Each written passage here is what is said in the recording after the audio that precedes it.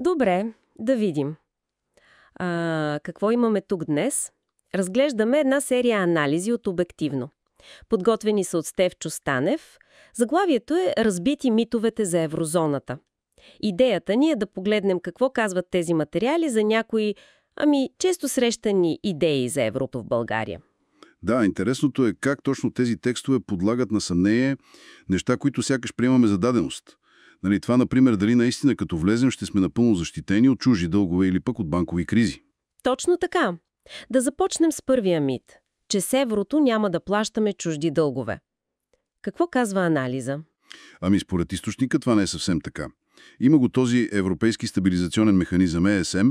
Това е фонда, нали, за спасяване на държави в еврозоната, ако закъсат. Да, знам го.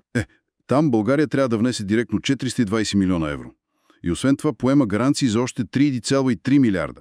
3,3 милиарда гаранции. Това е сериозна сума. Сериозна е, да. И важното, което се отбелязва в текста е, че България няма да има блокираща квота при решенията за спасителни заеми, в смисъл. Значи има финансов ангажимент, реално, дори да не е автоматично плащане веднага. А какво става с загубите и печалбите? Като сравним БНБ сега и ЕЦБ. Тук анализа посочва потенциален проблем. Първо, губим сегашните печалби на БНБ. Те са към половин милиард лева годишно, които влизат в бюджета, нали? Да, това е значителен приход. Точно. И второ, влизаме в система, чиято централна банка, ЕЦБ, е на загуба. За 2024 са отчели 7,9 милиарда евро загуба. Охо! Почти 8 милиарда. Да. И в текста се твърди, че това не е случайно, а е структурно. Свързано е с онези минали покупки на облигации при ниски лихви и после рязкото вдигане на лихвите. Аха, ясно. Значи не е просто лоша година, а нещо по-системно. Добре, валутния борд. Понякога го описват като колониална схема. Какво казва източника по въпроса? Анализа подчертава, че борда всъщност е наш, вътрешен избор. От 1997-та. Целта е била финансова дисциплина и се управлява от БНБ, не отвън. Тоест не е наложен. Не. Дори правят паралел с еврозоната. И тя е система без собствена национална монетарна политика, нали? Да, така е. Но решенията идват отвън, от ЕЦБ във Франкфурт. А там според текста нашият глас ще е минимален. Подчертава се и стабилността на борда на 27 години, като се казва, че отслабен леко чак след като влезохме в ИРМ-2 през 2020-та, заради едини законови промени тогава. Разбирам. Това ни води и към следващия мит, че еврозоната ще сложи край на банковите кризи като тази с КТБ. Ама наистина ли е така? Източникът е доста скептичен тук. Дават примери за банки, които са спасявани с пари на данъкоплатци вътре в еврозоната. Вътре в еврозоната, въпреки европейския надзор. Да. Споменават банка Каридже, Монте дей Пашки в Италия. Въпреки надзора, въпреки тези механизми като СРМ и СРФ, това са единния механизъм и фонд за преструктуриране. Значи те не са някаква абсолютна гаранция? Явно не. В текста се подчертава, че България няма да има реално влияние в този СРМ, а ако парите във фонда СРФ не стигнат, рискът пак си остава за съответната държава. И още нещо важно. Прането на пари, ЕМЛ, с това ЕЦБ не се занимава, остава си национална отговорност, а в анализа припомнят за големи скандали в еврозоната, Данske Bank, ABLV. Да, това е важно уточнение.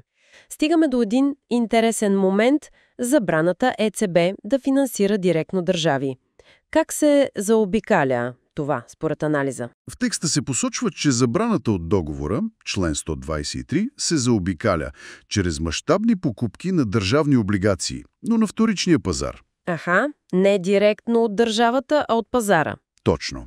И тази практика е потвърдена като законна от съда на ЕС. Споменават се делата Галвайлер и Вайс. Но също така се казва, че е критикувана. Например, от Германския конституционен съд, заради опасения от икономически изкривявания. Като какви, например? Като изкуствено поддържане на зомби фирми, неефективни компании, които иначе биха фалирали. Или пък надуване на имотни балони. Интересно. А как сравняват стабилността на нашите банки сега с тези в еврозоната, според данните в анализа? Тук източника набляга, че БНБ сега, държи банките по-изкъсо, с по-строги изисквания. Например? Задължителните минимални резерви. У нас са 12%, в еврозоната само 1%. Това е 12 пъти разлика. 12 пъти. Да. После капиталовата адекватност. Колко собствен капитал имат банките спрямо риска? У нас е около 22%, там средно 15-16%. И още един показател – ливаридж. Грубо казано, колко пъти активите надвишават капитала. У нас е към 9 към 1, в еврозоната 17 към 1. Което означава по-висок риск там, според тази логика. Според анализа, да. И се подчертава, че БНБ ще загуби тези свои инструменти за контрол, ако влезем в еврозоната. И накрая, митът, че ще сме на масата при решенията в ЕЦБ. Какво казва текста? Ами, реалността според анализа е по-нюансирана. Гласът на управителя на БНБ ще е в управителния съвет, да, но ще се върти по ротация. Заедно с още 15 управители ще си делят 11 гласа. Което значи, че нашият представител ще липсва от гласуванията в около 31% от времето. Почти 1/3 от времето няма да гласува. Да, и този процент ще расте, ако еврозоната се разширява. А за най-важните финансови решения за капитала на ЕЦБ, за разпределение на приходи там, тежестта на гласа ни ще е под 1%. Под 1%. Да. И като добавка, резултатите от гласуванията в управителния съвет не са публични. И така, какво излиза от всичко това?